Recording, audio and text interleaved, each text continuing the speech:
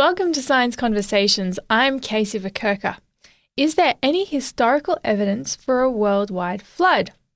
Joining me to discuss part one of this topic is Dr. John Ashton. Welcome to the program, Dr. John. Hello, Kaysie.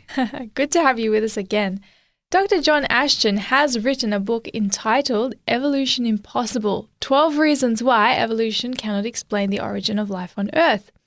And so we'll be looking at his book during this program, and I believe we're up to about chapter 8.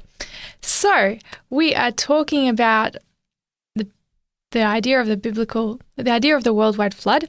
And what I'm wondering is if you could just recap and revise the biblical flood story for us, just to get those details fresh in our mind.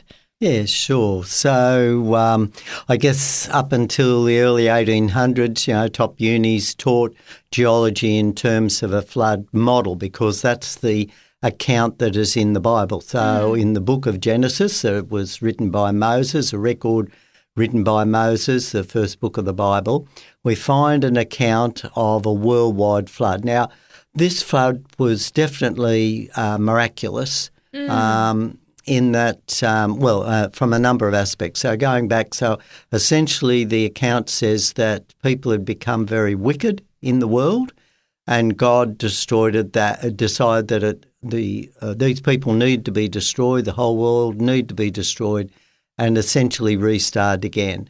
There are a number of good people, of course, still that were standing up against the badness, and one of those was Noah, and God instructed him to build an ark for people to go on board, and animals and so forth.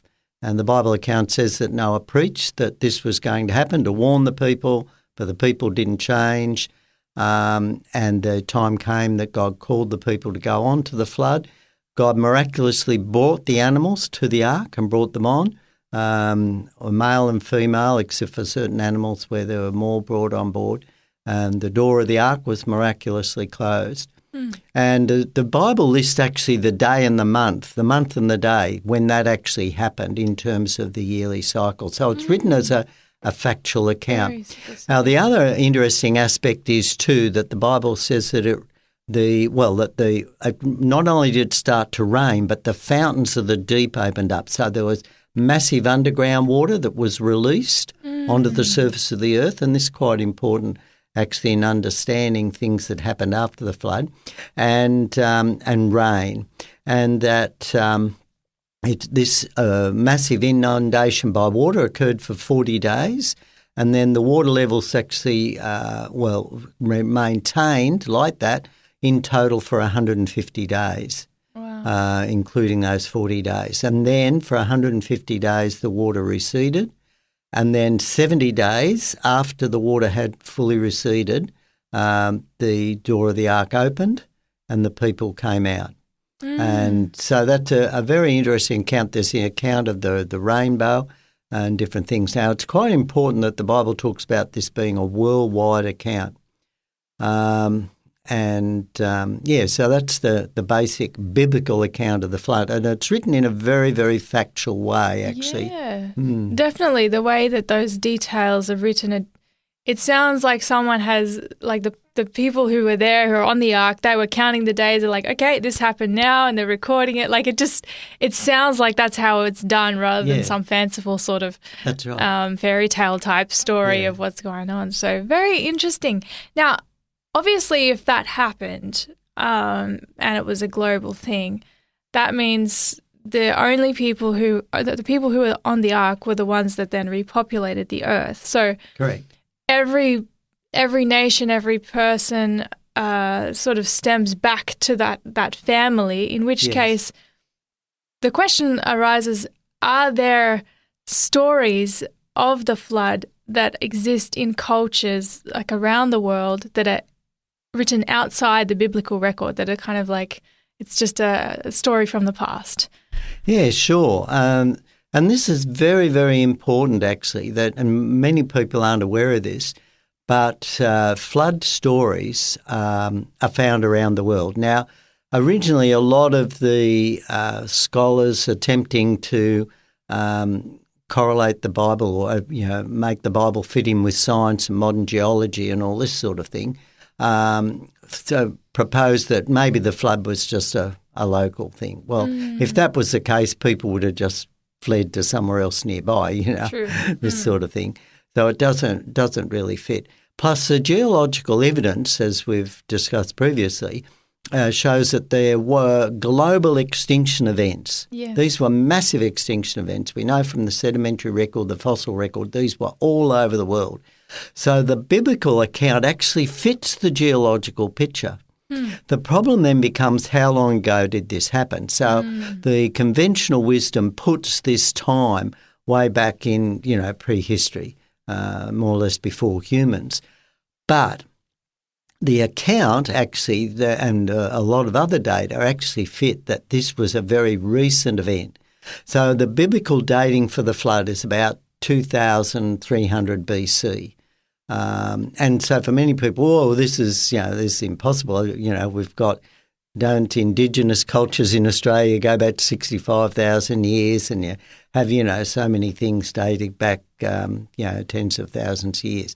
And later on, we'll hopefully have the opportunity to discuss how the dating methods that are used to estimate these times we have major problems with those. But that's a separate issue. One of the important things is that we have historical accounts, other historical accounts corroborating the Bible account. And this is quite important. So one of the oldest accounts is the Sumerian account, which was found on a fragment that was dug up near Babylon, that essentially says that people have become very wicked. The gods had decided to destroy all mankind. One of the particular chosen person was warned and told to build a boat.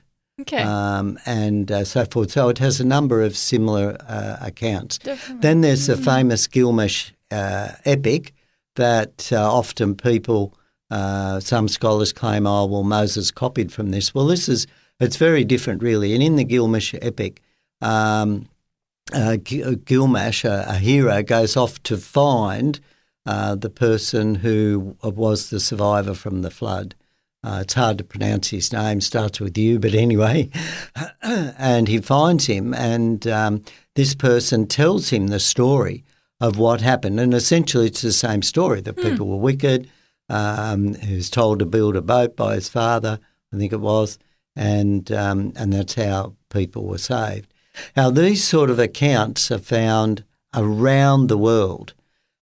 And there was an archaeologist, Professor Andre Parrot, who was actually was director of all the museums in France at the time. And so he had access to a lot of cultural information that had been collected from around the world, from ancient times. This is pre-Christian era in many cases, or in areas that hadn't been reached by missionaries, that still had these accounts of a global flood.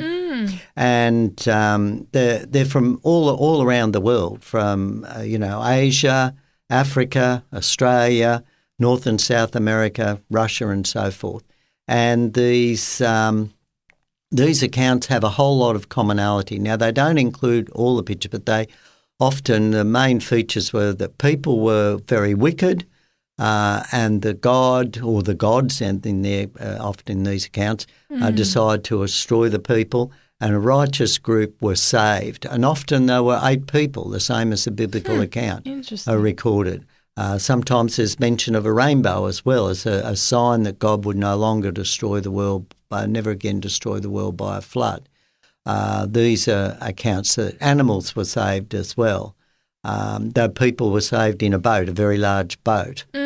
So it's fascinating that these accounts have been preserved. Now, often these accounts have been changed through as they've been passed down. Like one of the Indian accounts looks at, I think, a fish warning this particular righteous person to build a boat. And I think maybe it was a basket and the fish towed it around. Oh, wow. I think in another one, the boat was in the shape of a cube.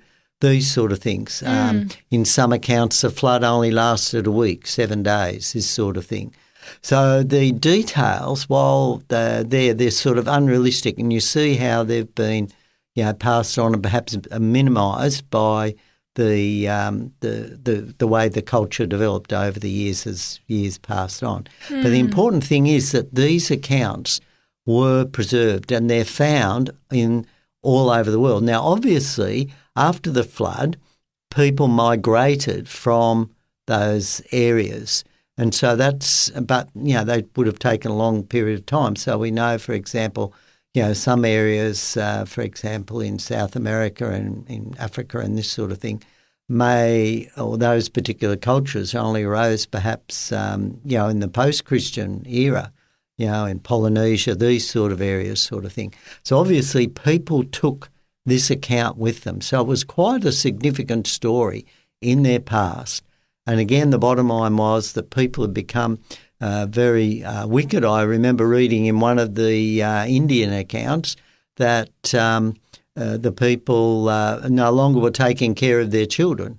Things like this were mentioned. And again, there are other historians too. David Leeming from the University of California, Santa Barbara, he's an emeritus professor there. He and his wife, who's also a researcher there, did a lot of work looking at cultures around the world. That was their area.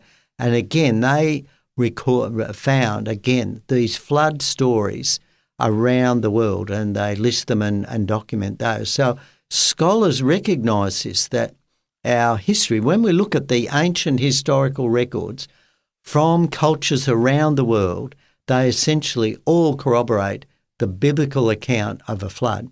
The difference is that the biblical account seems to be more factual, and fit things like the size of the ark. This sort of thing fits, which was about 140 metres long and so forth, the design similar to a kayak. It was a very large ship. It actually fits the evidence of a type of vessel that would survive, a type of vessel that could carry all the different species of animals. And remember, God brought the animals there. It was miraculous. He chose them, would have chose very fertile animals, but maybe junior ones. It wasn't a miraculous event. We don't want to underplay that. But it was a historical and miraculous event. That's the important thing. And again, and it's written in a way that is further evidence for the actual factual account of the Bible. Yeah, absolutely. It would be hard to imagine that much consistency across the cultures if there wasn't an event that it impacted all of those cultures originally. Like if everyone was just dreaming up a mythological story as part of their culture, you wouldn't expect the same consistency. Exactly. So that really does have quite powerful weight to it, that evidence. I believe so. Yeah, definitely. Very much so. Thank you so much for sharing that. Next time we're continuing to examine the question, is there any historical evidence for a worldwide flood? Be sure to join us.